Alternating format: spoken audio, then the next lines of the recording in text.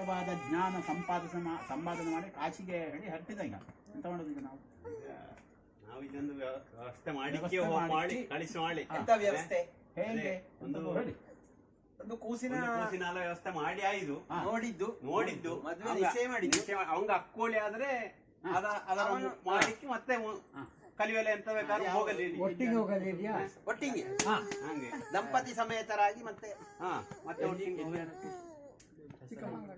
ಚಿಕ್ಕಮಗಳೂರು ಅಂತ ಒಂದು ಕೂಸು.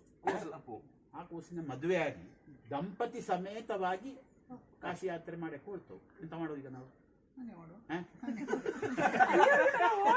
ಅಲ್ಲಿ ಬಿಡಿ, ಅಲ್ಲಿ ಕಳವಡಿಗೆ ಹಿರಿಯರು ಹೇಳಿದ್ದಾರ ನಾವು ಪಾಲ್ತಿಲ್ಲ ನೀರ್ಲಾಗ ಎಲ್ಲ ತೆಗೆ ಬೆಟ್ಟು ತೆಗೆ. ಈ ವಿಷಯದಲ್ಲಿ ಇರ್ಲಿಲ್ಲ ದಂಟಬಹುದು